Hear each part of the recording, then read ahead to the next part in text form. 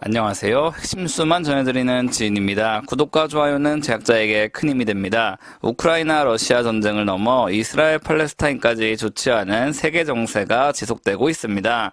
이에 따라 유가는 꾸준히 상승하고 있고 전 세계의 반도체 수요, 자동차 수요 등은 급격하게 줄어들고 있습니다.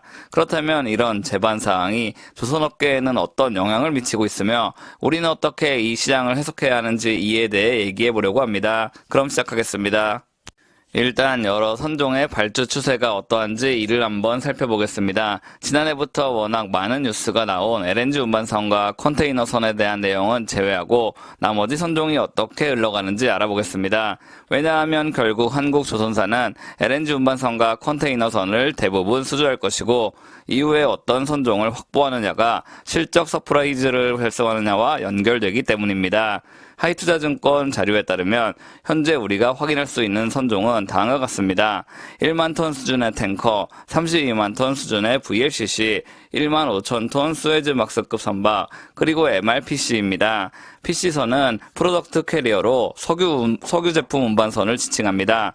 즉 오른쪽 아래 선박을 제외하고는 모두 원유 운반선이라고 볼 수 있습니다.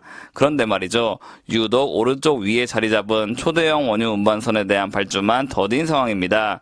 이는 아직까지 노후된 선박이 다수 VLCC에 위치해 있기 때문이고 여러 원유 시추 및 석유 채굴 기업들의 투자가 보수적으로 진행되고 있기 때문입니다.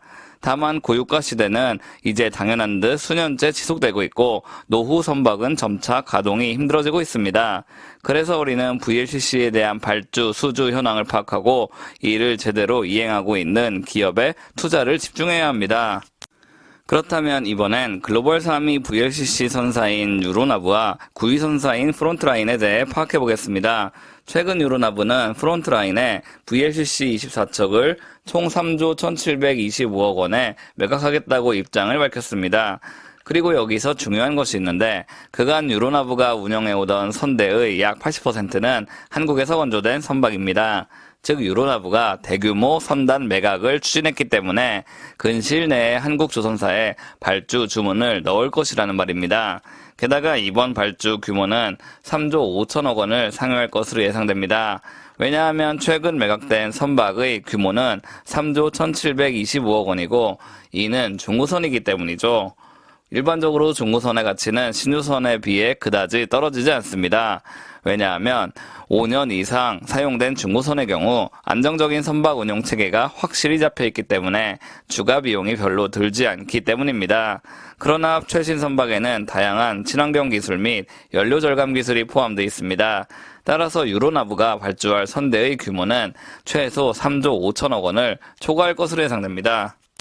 이런 상황임에도 아직까지 유조선의 발주는 늘어나고 있지 않은 상황입니다. VLCC 발주는 올해 6월까지 2척으로 저조했으나 3분기 들어서 14척까지 늘어났습니다.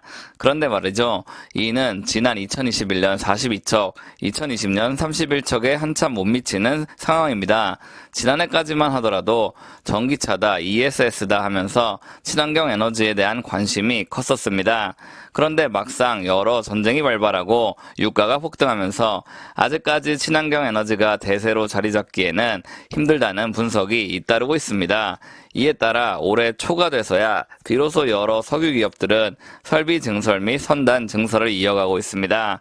그렇기에 한국조선업계는 이런 업황을 제대로 파악해 가장 선가가 비싼 VLCC 위주로 대량 수주를 이어가야 한다는 말입니다.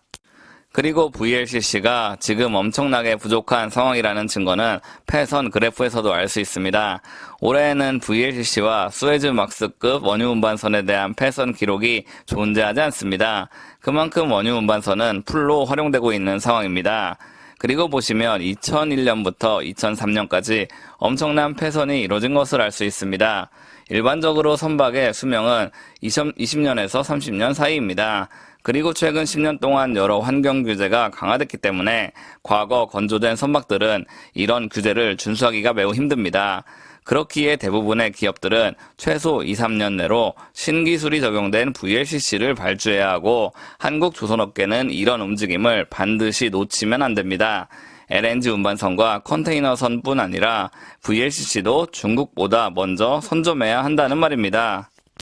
그리고 말이죠. VLCC가 부족할 것이라는 우려는 인도 척수를 보면 더욱 명확해집니다. 보시면 2024년 기준 한국은 물론이고 중국 조선사까지 인도 계획으로 잡혀있는 선박은 하나도 없습니다. 게다가 스웨즈박스급 원유운반선 인도 척수도 많지 않은 상황입니다. 이는 선사들이 충분한 자금력이 없기 때문에 초대형 원유운반선인 VLCC 발주를 제대로 하고 있지 못하다는 것을 뜻합니다. 즉 한국 조선사가 여러 VLCC를 수주하기 위해선 어느 정도 자금적 융통을 해줘야 한다는 말입니다. 물론 이를 위해 한국 조선사들이 무리를 할 필요는 없습니다. 그러나 LNG 운반선 및 컨테이너선 외에 여러 먹거리를 확보하기 위해선 한국 조선사도 많은 노력을 기울여야 할 것입니다. 오늘은 여러 전쟁이 지속됨에 따라 고유가 시대가 이어지고 있고 이에 따라 원유 운반선 수요 부족이 급격하게 늘어날 것이라는 사실을 파악해봤습니다. 결국 글로벌 선사들은 2024년 초 대량의 원유 운반선 발주를 할 수밖에 없고 이에 대해 한국 조선사는 철저한 준비를 해놔야 합니다. 그래야 글로벌 1위 조선사 역량을 유지할 수 있기 때문입니다. 이러한 업황 파악하시고 현명한 투자하시면 좋겠습니다. 제가 준비한 소식은 여기까지입니다. 지금까지 핵심 뉴스만 전해드리는 지인이었습니다. 감사합니다.